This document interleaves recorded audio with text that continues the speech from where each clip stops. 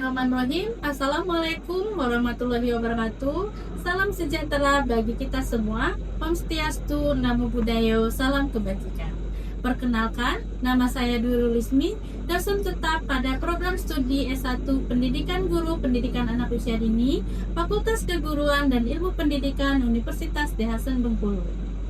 Video ini merupakan bagian dari pernyataan diri dalam unjuk kerja Tridharma Perguruan Tinggi atau PDD UKT-PT untuk sertifikasi dosen 2026, khususnya dalam aspek pengajaran. Pada kesempatan kali ini, mata kuliah yang saya ambil sebagai contoh pengajaran adalah pengembangan media pembelajaran berbasis digital PAUD dengan kode mata kuliah P202405 dengan bobot 2 SKS selama 16 kali pertemuan. Bagi mahasiswa semester 1 Program Studi Pendidikan Guru Pendidikan Anak Usia Dini, Fakultas Keguruan dan Ilmu Pendidikan Universitas Dai Hasan Bengkulu. Mata kuliah ini mengembangkan media pembelajaran berbasis digital PAUD, membahas tentang konsep, desain, pengembangan, implementasi, dan evaluasi pembelajaran digital yang sesuai dengan karakteristik anak usia dini. Mahasiswa dibekali kemampuan merancang dan mengembangkan media pembelajaran berbasis teknologi seperti multimedia interaktif, video, animasi, dan permainan edukatif untuk mendukung pembelajaran berbasis bermain. Selain itu, mahasiswa dilatih untuk melakukan uji kelayakan, evaluasi dan efektivitas, dan menghasilkan media pembelajaran digital yang inovatif, sesuai dengan kurikulum PAUD, prinsip pedagogik, dan tuntutan pembelajaran di abad 21.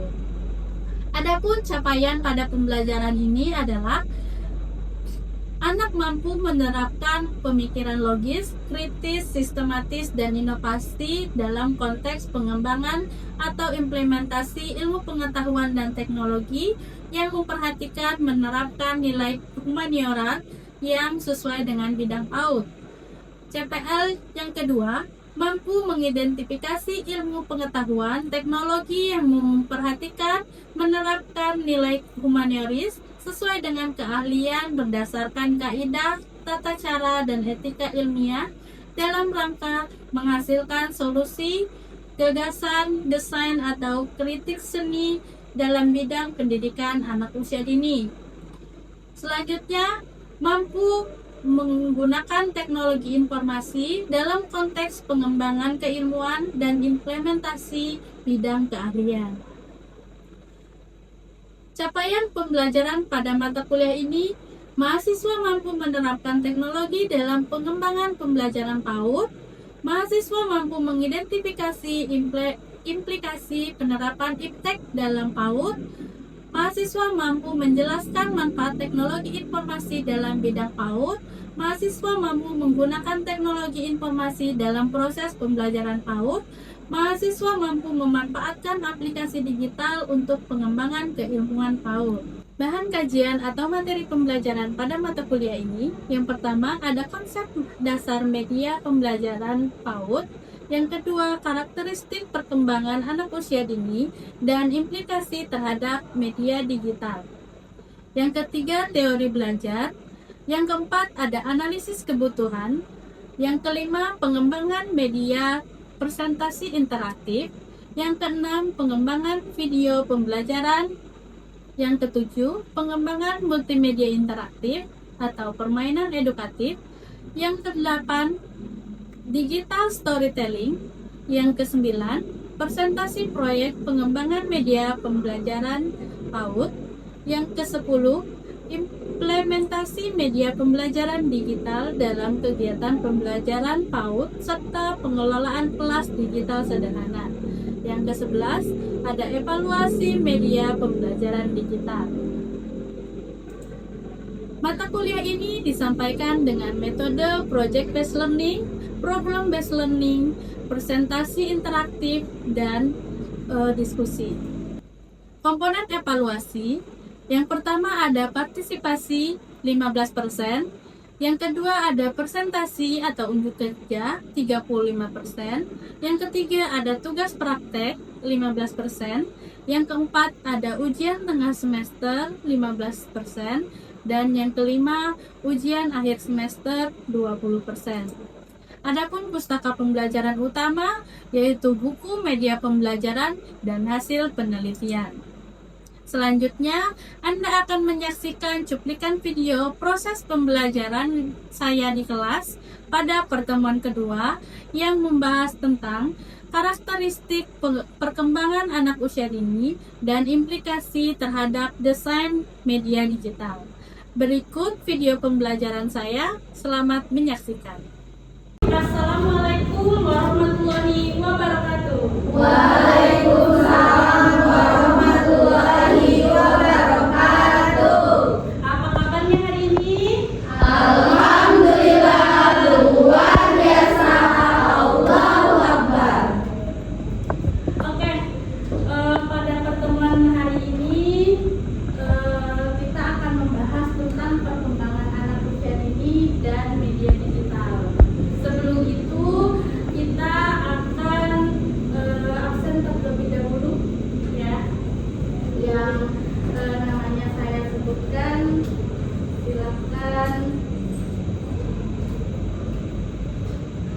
Silakan angkat tangannya. Ilu hadir Bu. Nur Aziza hadir Bu. Ajeng Azahra hadir Bun. Azahra, Maxi hadir Bun. Lita hadir Bun. Bilkis hadir Bun. Donna hadir Bun. Mary hadir Bun. Indri hadir Bun. Nanin Amin hadir. Ya, Bila hadir Bun. Kia Aca hadir Bun. Malvia hadir Bun. Dwinda hadir Bun. Iya hadir. Naila hadir. Gak hadir, jadi 2 orang gak hadir ya. Oke, sebelum kita mulai ke pembelajaran, alangkah baiknya kita berdoa menurut ajaran agama masing-masing. Kita mulai berdoa, mulai.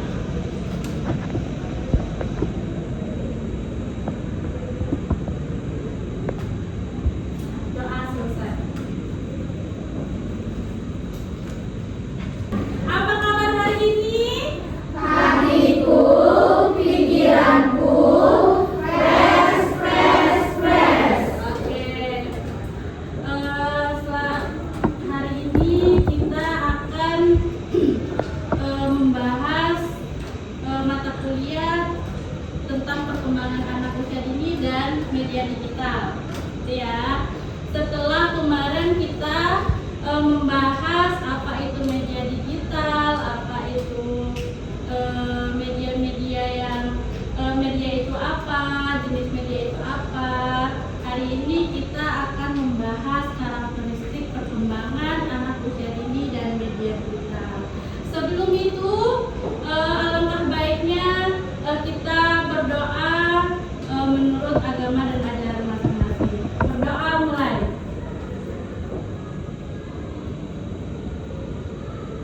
Doa selesai. Baik, kita langsung masuk aja ke materi yang akan kita sampaikan pada hari ini adalah perkembangan anak usia dini dan media digital.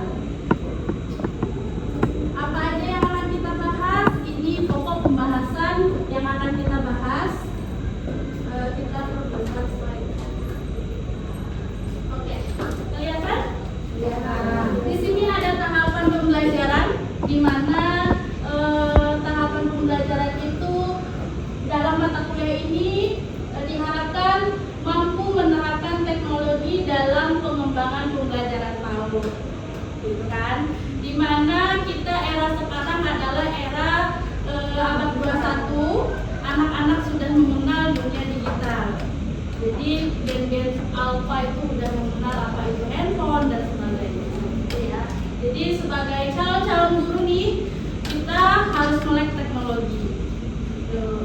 Selanjutnya ada indikator materi yang akan kita sampaikan nanti, mengidentifikasi perkembangan anak usia dini. Apa aja perkembangan anak usia usia dini. Terus mengidentifikasi teknologi digital yang sesuai dengan pembelajaran PAUD, memilih aplikasi atau media digital sesuai karakter anak usia dini. Tidak sembarangan kita memilih aplikasi, kita lihat dulu apa yang cocok buat anak, buat perkembangan anaknya, seperti itu. Jadi yang keempat, mengembangkan media pembelajaran berbasis teknologi. Bagaimana kalian nanti akan mengembangkannya? Yang kelima, mengimplementasikan media digital dalam kegiatan pembelajaran PAUD. Jadi kalian akan mengimplementasikannya hasil dari media yang kalian buat nanti. Apa tujuan pembelajarannya? Di sini ada setelah mengikuti pembelajaran, Anda mahasiswa mampu menerapkan teknologi dalam pengembangan pembelajaran PAUD melalui pemilihan, pengembangan, implementasi, dan evaluasi media pembelajaran digital yang sesuai dengan karakteristik anak usia dini. Itu ya, kalian nanti tujuannya itu membuat, mengembangkan, implementasi, tapi sesuai dengan karakteristik anak usia dini. Kalian dilihat dulu nanti cocok nggak sih ini untuk anak usia dini? Nggak serta-merta kalian membuat itu. Yes ya. Nah, sebelum itu ada pretest. Apa itu media pembelajaran? Coba, ada yang tahu apa itu media? Media itu apa? Silakan, Nexi. Media alat. Oke. Yang lain? Bila apa media bila?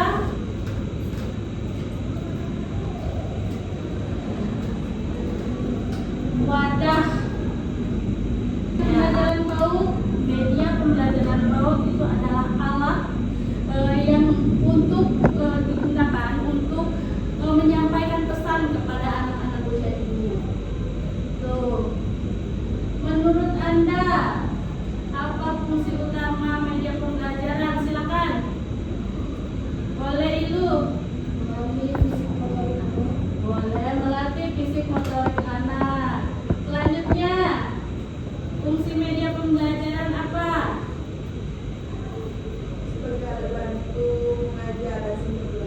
Sebagai alat bantu belajar dan sumber belajar yang lain. Boleh Neni? Untuk meningkatkan motivasi belajar anak. Ya, untuk meningkatkan motivasi belajar anak. Banyak ya fungsi media pembelajaran itu, apalagi media ini ada menggunakan media-media yang kalian buat yang sangat menarik buat anak, apalagi media-media digital. 6 aspek apa aja? Apa aja? Basic motorik. Apalagi? Agama dan moral, sosial emosional, terus seni, bahasa, kognitif. Itu ya, ada 6 aspek pada perkembangan anak usia dini. Nah, zaman keemasan anak usia dini disebutnya golden age. Ya, anak usia dini disebutnya golden age, di mana tahun awal merupakan periode paling penting bagi perkembangan manusia, membentuk fondasi bagi semua potensi di masa depan. Jadi, anak usia dini itu adalah fondasi. Bagaimana kalian membentuknya, itu dia akan menjadi seperti itu. Gitu. Kalau kalian membentuknya menjadi kokoh, anak itu akan kokoh dalam, misal kalian memberikan media pembelajarannya yang menarik terkait agama. Misal ya, kalian membuat media pembelajaran digital itu terkait agama.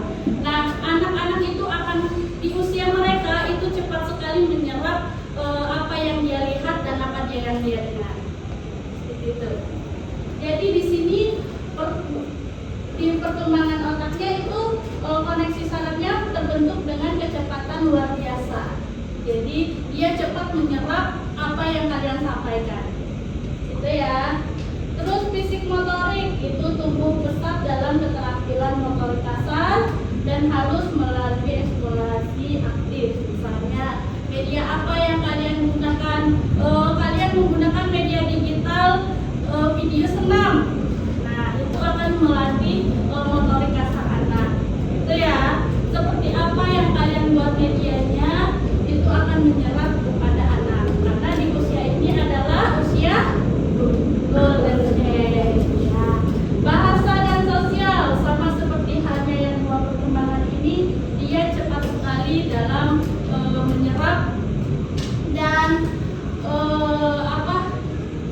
menyerap dan mampu dengan cepat ketika dia melihat dan mendengar apa yang kalian berikan. Ketika kalian mengajarkan nanti, mengajar di PAUD, apa yang kalian berikan itu cepat sekali dia menyerap. Stimulasi holistik, kombinasi lingkungan rumah dan sekolah sangat penting untuk hasil yang panjang.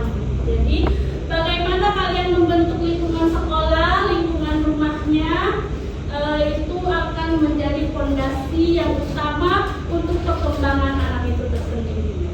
Oke ya, sampai di sini ada pertanyaan? Digital bukan lagi pengecualian media digital telah menjadi bagian yang tak terpisahkan dari kehidupan sehari anak-anak kecil di seluruh dunia. Jadi sekarang anak-anak kecil itu udah menggunakan media digital. Jadi kalian di sini itu harus melek digital. Bagaimana kalian membuat media-media untuk pembelajaran anak, untuk meningkatkan aspek perkembangan anak, semuanya itu bisa kalian buat melalui media digital. Berbagai perangkat anak-anak berusia 3-4 tahun berinteraksi dengan tablet. Iya tidak? Ya. Di rumah orang tuanya udah memberikan tablet, gitu kan? Udah memberikan handphone, gitu ya. Jadi game sebagai hal yang wajar sekarang. Jadi ibu-ibunya, orang tuanya telah memberikan handphone untuk dia bermain game.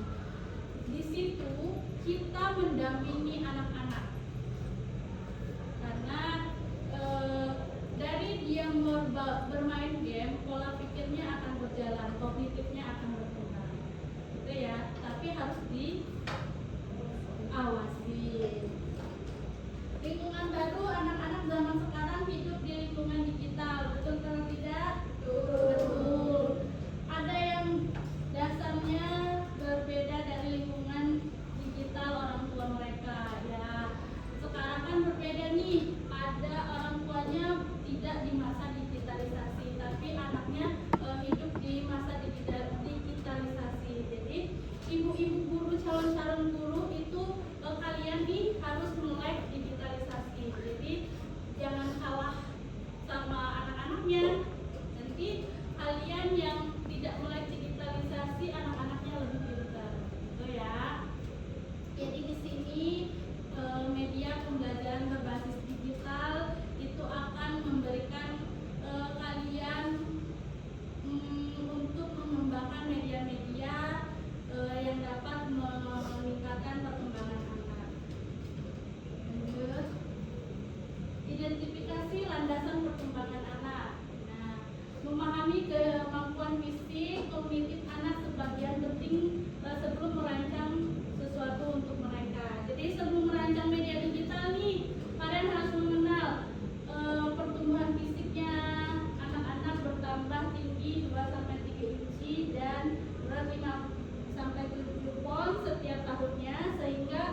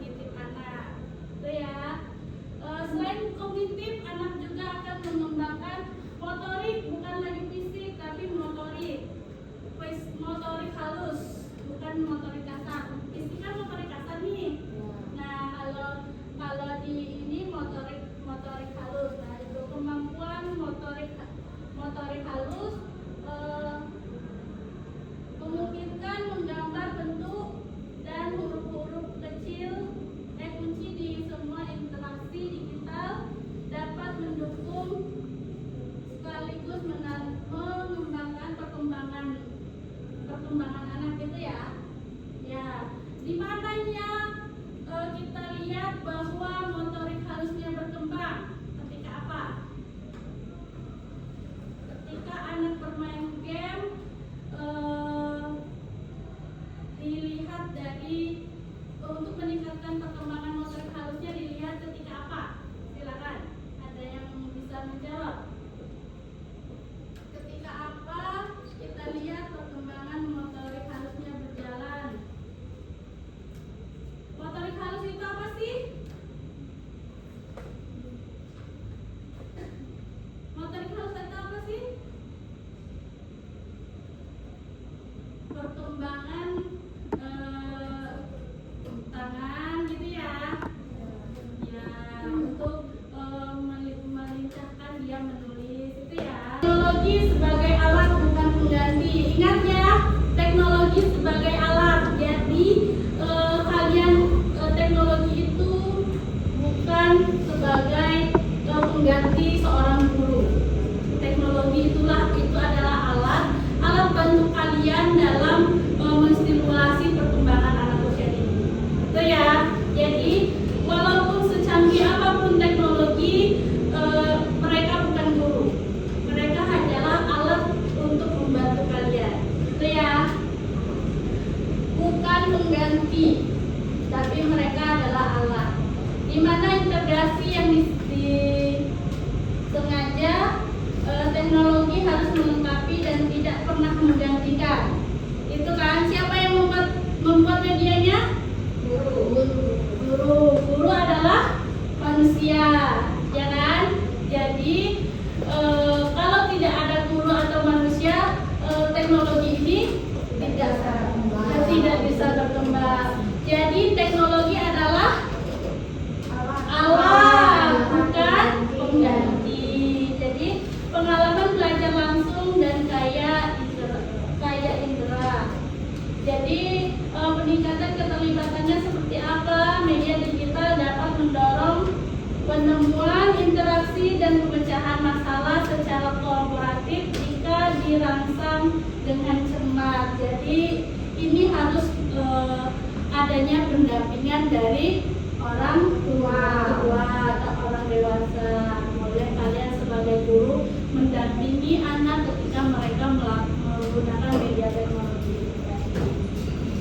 Peran pendidik, nah itu adalah kalian nih. Peran pendidik seperti apa? Beralihlah dari memikirkan teknologi ke memikirkan hasil pedagogis terlebih dahulu. Jadi kalian harus menjadi guru. Itu tadi, teknologi sebagai alat, bukan sebagai pengganti.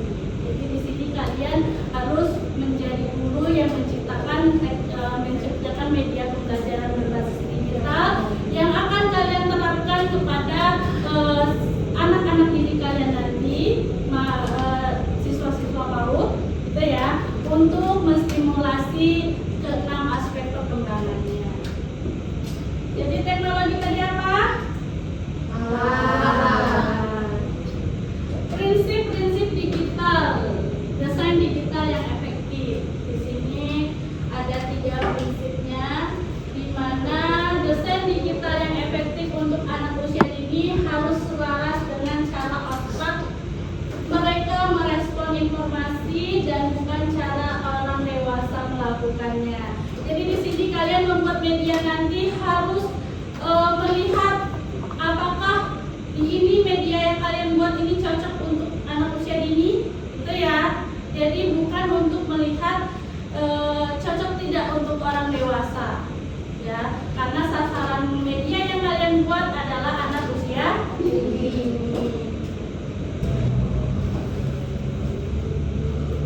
Terakhir, prinsip tepat guna untuk media digital. Digital bukan pengganti pedagogi yang tadi sebelumnya saya jelaskan bahwa teknologi bukan pengganti. Jadi media tetap berfungsi sebagai perannya.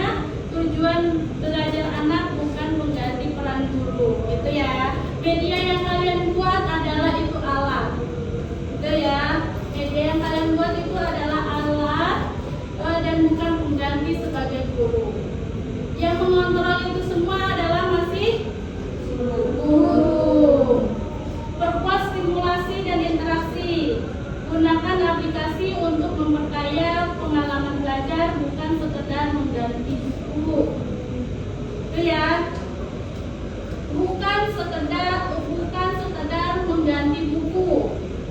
Media itu adalah apa?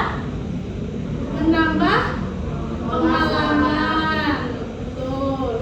Dia bukan pengganti buku tapi menambah pengalaman, mendampingi buku. Ya, mendampingi buku. Jadi media itu bukan pengganti buku, bukan pengganti guru, tapi menambah pengalaman, membantu sebagai alat, ya. Evaluasi secara berkala. Pastikan setiap media digital yang digunakan tetap bermakna dan sesuai tujuan pembelajaran.